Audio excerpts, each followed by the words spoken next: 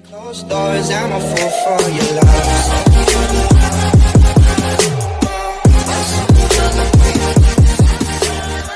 Hey everybody, it's Zach, aka Zach's Reviews. We are back again with another video, and guys, it was Flash Day, Flash Tuesday. This was a great episode. I'm loving the season of The Flash. Season 7 is by far the best season of The Flash that we've had since season 2 of The Flash. So, season 3, because I love season 3. So, we haven't had a good episode, in my opinion, since season 3. And I think The Flash is back, guys. I don't want to jinx it, really, knock on wood, but, I think the show is back. They're dressing, Barry better to the way we liked how he dressed. I liked the way how he dressed before, when he looked all nerdy and looked like a CSI and looked like a nerdy dude that got his powers. And to be honest, I really love how, they're finally listening to us, the writers of the show and the directors and everything, that we like the way Barry dressed. We like the way the cinematography looked. We like the way, how, there was no bad stories, and the pacing was good, and the action was good. And to be frank, every episode we've had so far of this season, of season 7, has been really good. This by far is my favorite episode, because we get to learn a little bit more about Frost as her own person, and how the one girl, I forget who she is, but she came in and she's hunting down Killer Frost, and she wants her to be arrested. And she doesn't like how Frost is working with the Flash and Vibe and everybody. She thinks that, she committed crime, she should be put away in prison. So I love how in this episode we get a villain that is literally having the same powers as Killer Frost, which is just, as we know her, she's just Frost now, but other people think she's still Killer Frost. And I love it how this dude just doesn't really have her exact powers, in a sense. He's not a metahuman, he's just a smart guy that is able to recreate her powers in gauntlets, like how Vibe uses gauntlets now, and that's how he has his powers. He's just a really smart dude. And what's funny is that his name was Mark, and originally that's what he told Frost, because Frost trying to find out who is framing her, because this guy knows that Frost is no longer connected to Caitlin anymore, that they're just split now. And his actual name is Blaine, and let me tell you, his name, I thought he said Chill Bling because he had the bracelets, but actually it's Chill Blaine, and that's a hell of a lot worse. So as Chaz Michaels would say, wow, that's lame. Literally, that's the lamest name ever. And I love when Frost said, oh, I get it, dude, you're obsessed with the refrigerators, chill out. And I was dead. And he's like, no, I wasn't. He's like, I'm obsessed with your powers. If I had those powers, I could use greatness with them, and you're not using them for the right reasons. And that fight sequence was sick as shit at the end, when he uses little bracelets to blow her back. And they turned into Iron Man gauntlets almost, because they have the nanotech, and it turned into gauntlets. And he blasted Frost back, but she did some cool Iron Man thing against the wall and dropped down. I was kick his ass, girl, kick his ass. And it was just a cool fight sequence. I'm not gonna lie, he did some cool spin move, and then he went on, rolled off the table. I don't know if, I'm pretty sure, there's a lot of stunt, stunt people that, have done Marvel movies, that have done, the DC shows or the Marvel shows. And almost, I don't know, who did the stunt work for that dude that we saw, the Blaine stuntman.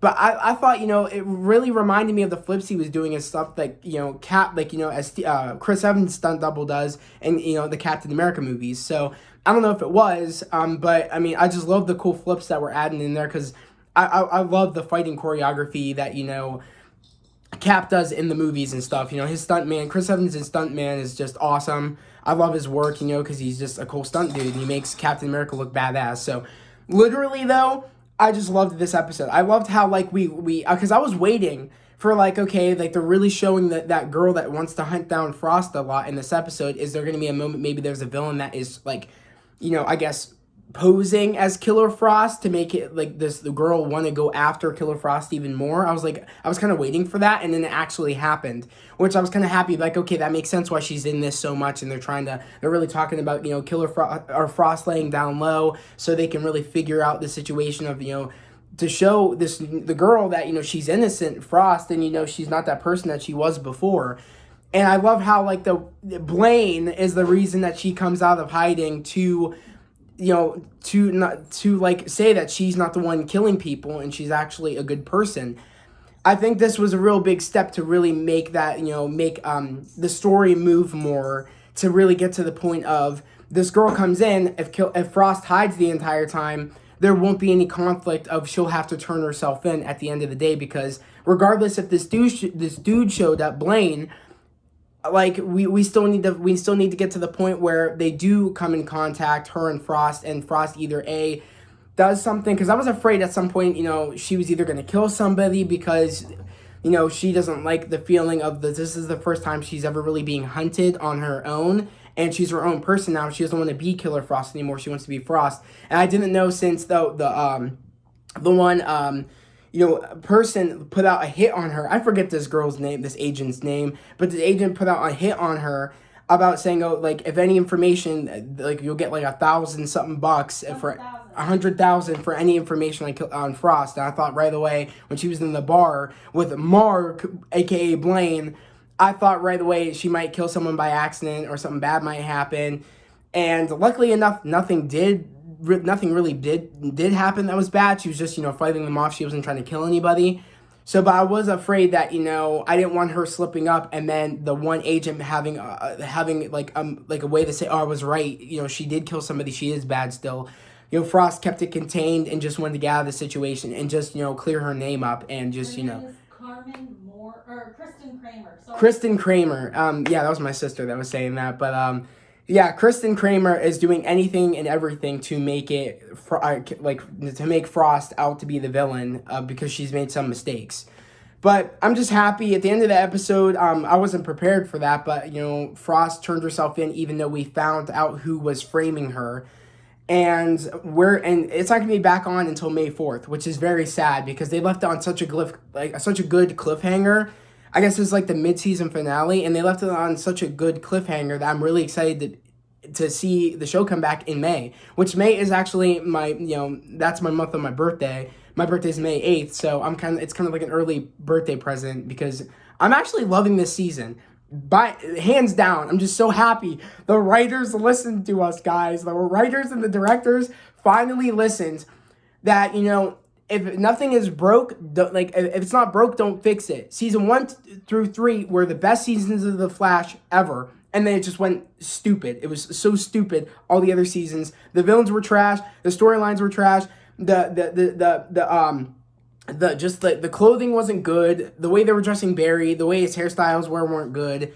Just everything about it, I was not having it. I'm like, this just looks terrible. And Grant Gustin be looking good in this show. He's back to the way the character looked before, and I really appreciate that. I don't know what it was, if it was our voices that got to them saying we're not happy with this, because this is the best he's ever been dressed. Like literally, all of his clothes he had as Barry looked amazing. The one trench coat that he had when he was on the crime scene, the trench coat with the sweater or whatever, that's an awesome outfit. Literally, I would get that outfit. It's a cool outfit.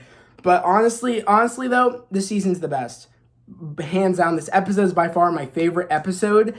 And I just love the elements, how it's not just, we're learning more about this Nora, which is the Speed Force. We're learning about her, how she got reborn, and she's becoming more almost human in a sense, her personality, and she's understanding Barry more, and she wants to protect him. And this episode was about, almost in a way, how she wants to repay him for saving her, and he just doesn't like the fact that, she's almost acting too human. He knows she's a god, but it's almost like she's acting too human to a point where he kind of thinks that, she doesn't really have a place to be like this, have the face the face and the look of his mom, and acting sort of like his mom, and he just doesn't like that. But in the end, he really appreciates everything, she's done for him.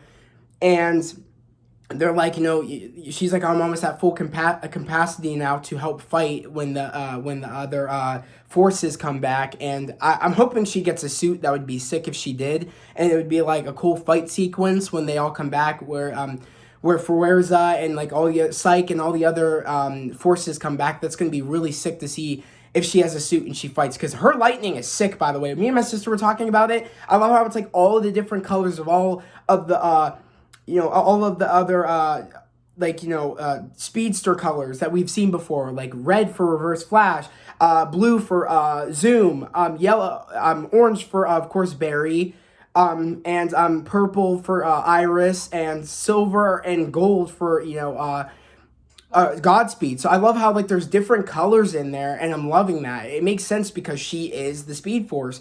So that is in the sense that, those are the colors that people get, but that it comes from her. That's why she has all of them, and I love that. That was so clever and cool. And just the CGI is top notch. I'm really enjoying it. It's like things are getting better, and it's going the right way. I'm just happy that, I feel like they listened to us, because we were complaining about the suits not being good for Barry.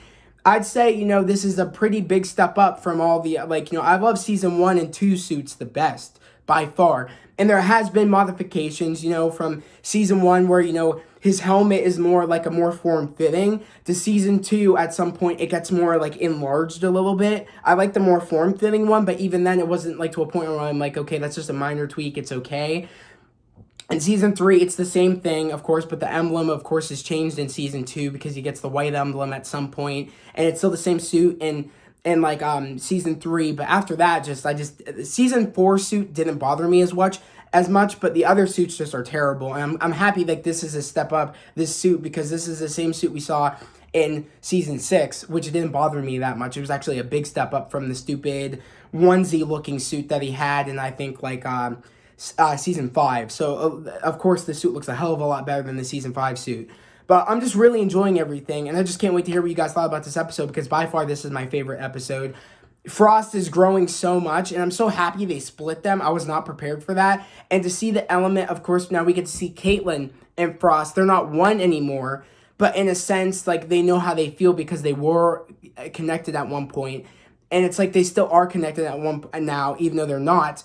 But it's like I like how we get to see both of their growth, and like with each other in a sense, but not with each other, if that makes any sense. But I'm just happy about this, everything that's going on. I'm happy that we just got to really spend time with other characters and with Barry, and it just worked out so well, this story on today's episode. But I can't wait to hear what you guys think is going to happen in the season. And I can't wait to see what you guys think about it not coming back until May 4th.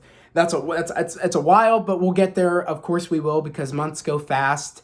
I'm happy that Superman and Lois is going to be coming on next Tuesday. So I'm really happy about that I at least have that to tie me over until we get back to Flash, which I'm super excited for. But I'm just, I'm really happy. So I can't wait to hear what you guys think in the comments about everything. Also, if you're new to the channel, please subscribe to the channel, put on those notifications, like this video. I would love to have you guys here, a part of this family, this community/family. It's literally the best, guys, when you guys, support me in the comments, and we just have a blast of a conversation in the comments. It's you guys motivate me each and every day to keep putting out these videos and keep giving it my all. I'm following my dreams right now. This is my dream, to make content and really make a mark on the world and really make an impact. And you guys are helping me do this each and every day, and I love you guys for that. So I'm gonna end this video here. I hope everybody has a great day, a safe day. I'll see you guys next time. Peace.